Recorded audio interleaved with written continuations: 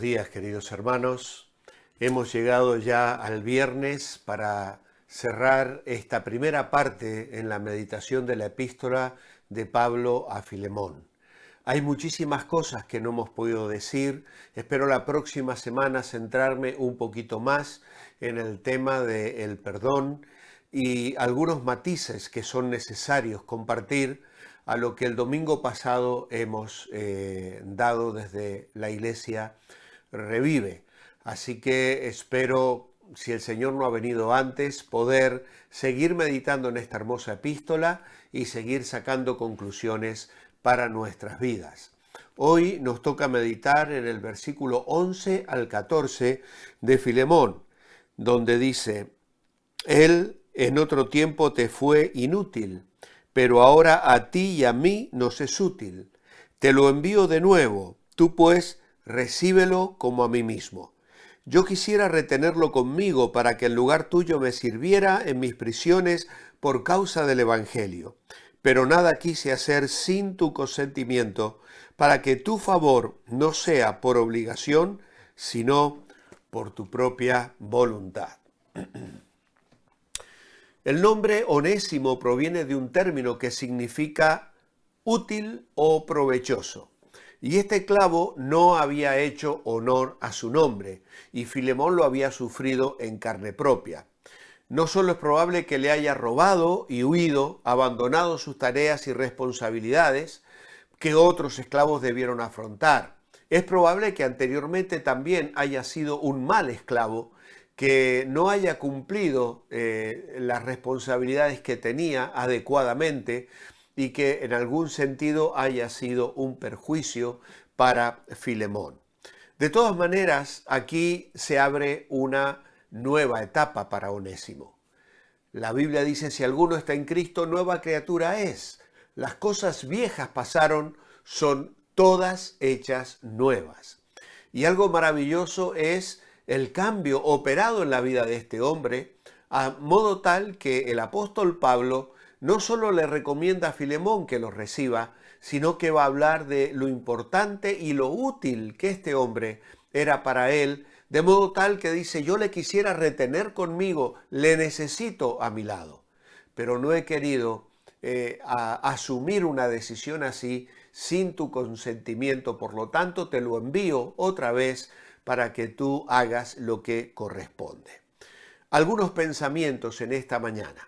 Si la regeneración de una persona es auténtica, se verá en la transformación de su vida. Vuelvo a repetirlo. Si la regeneración de una persona es auténtica, se verá en la transformación de su vida. Esto también tiene mucho que ver con el perdón. El domingo hemos hablado del perdón y hemos hablado de la parte,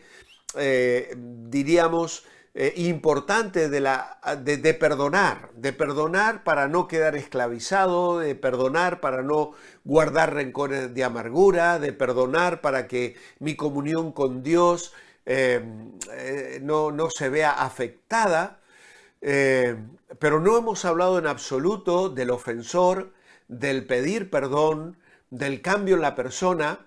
Obviamente que yo tengo que perdonar, no importa si la persona cambia o no cambia, porque se trata de mi libertad. Y entonces yo necesito perdonar. Pero también otro aspecto del perdón es la reconciliación.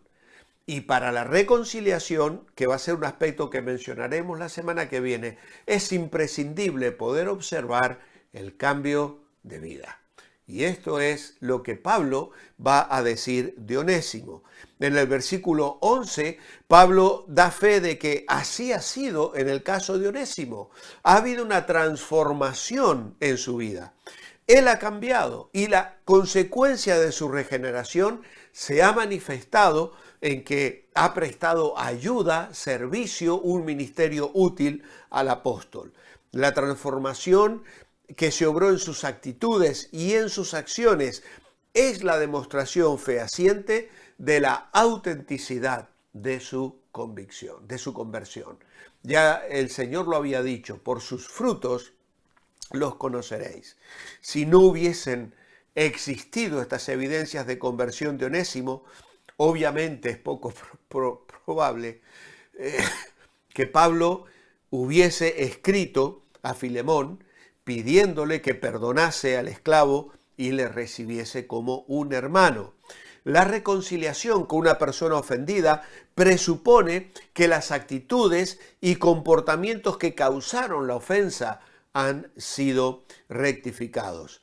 El arrepentimiento y la conversión han de anteceder al perdón y a la reconciliación. El ofensor debe ser transformado antes de poder esperar el perdón del que ha sido ofendido. En este caso era Filemón.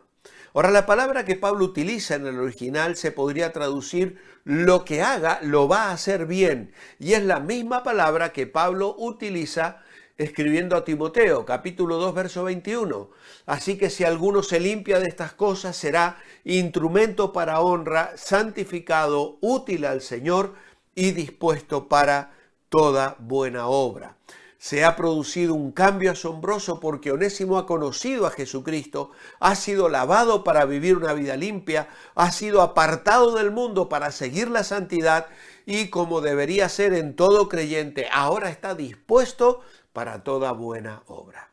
Efesios 2:10 dice: somos hechura suya, creados en Cristo Jesús para buenas obras, las cuales Dios preparó de antemano para que anduviésemos en ellas. Qué importante, qué trascendente es en nuestra vida experimentar esa transformación y, por la gracia de Dios, darnos cuenta que formamos parte del cuerpo de Cristo, que ahora tenemos dones espirituales, que ahora tenemos una oportunidad de servicio, de ser útil a otros y de ser útiles para el Señor. En segundo lugar, ¿por qué Pablo asegura que Onésimo ha de ser útil? Cuando una persona acepta a Cristo como su Salvador, en su vida se afirman aquellos valores que hacen de un ser humano una buena persona. Ahora, Onésimo sería un mejor trabajador que el que había huido tiempo atrás, porque respondería a Efesios capítulo 6, versículo 5, que dice: siervos, obedeced a vuestros amos terrenales con temor y temblor, con sencillez de vuestro corazón, como a Cristo. Ahora llevaría a cabo sus tareas trabajando para Filemón, pero no para Filemón, sino para el Señor, como aconseja Colosenses 3:23. Y todo lo que hagáis, hacedlo de corazón, como para el Señor y no para los hombres.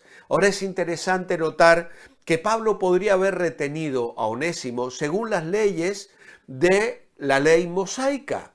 En Deuteronomio, capítulo 23, versículos 15 y 16, dice la palabra de Dios: no entregarás a su señor el siervo que huyere a ti de su amo. Morará contigo en medio de ti en el lugar que escogieres en alguna de tus ciudades, a donde bien tuviere. No le oprimirás. O sea que la ley mosaica contemplaba que un esclavo fugado podía encontrar cobijo legalmente bajo otra persona que se lo diera. Sin embargo, Pablo conocía la ley romana que regía en esos lugares, y lo que correspondía era enviarlo a su dueño, y Pablo optó por esto. Ahora bien, no es que Pablo estuviese defendiendo la esclavitud. El tema de la esclavitud también podríamos hablar muchísimo a partir de esta carta. El cristianismo no sublevó a los esclavos para que se levantaran contra las autoridades en armas y lucharan por su libertad. Al contrario, el cristianismo les motivó a trabajar, a someterse, a reconocer la autoridad que los amos tenían sobre ellos, y les llevó a un plano diferente de hermandad en Cristo, como vemos que Pablo le dice ahora a Filemón: le tienes que recibir no ya como un esclavo, sino como a un hermano en la fe. Así que realmente la Escritura en este sentido es algo verdaderamente extraordinario. Pablo aquí nos va a dejar un ejemplo del principio de restitución. Cuando una persona llega a ser una nueva criatura en Cristo, afronta las deudas y busca rectificar todo el daño que pueda haber causado antes de conocer al Señor. Por lo menos en todo lo que esté a su alcance, restituir. Yo recuerdo el testimonio de una persona que había tenido una vida muy disoluta y que había hecho mucho daño. Era una persona de buen parecer y había engañado a muchas mujeres.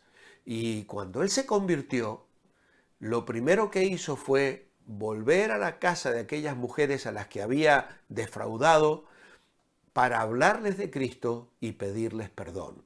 Algunas lo tomaron a mal, otras lo tomaron a bien, pero él se daba cuenta de que había dañado personas y que al aceptar a Cristo, el daño que había causado no quedaba cubierto automáticamente. Y a veces hay personas que han manejado mal sus finanzas y han dañado económicamente a sus semejantes.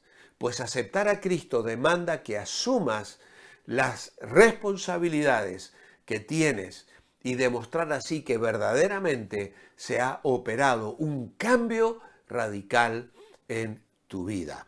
Así que de esta manera nos enseña esta epístola lecciones profundas, preciosas y que nos desafían como hijos de Dios. Vamos a escuchar una alabanza, como siempre hacemos los viernes, recordando la hermosura del Señor Jesucristo y la bendición que tenemos de ser hijos de Dios. Pero antes nos despedimos con una oración escrita. Amado Padre, qué maravillosa obra haces en la vida de las personas. De ser inútiles, nos cambias a colaboradores con Dios.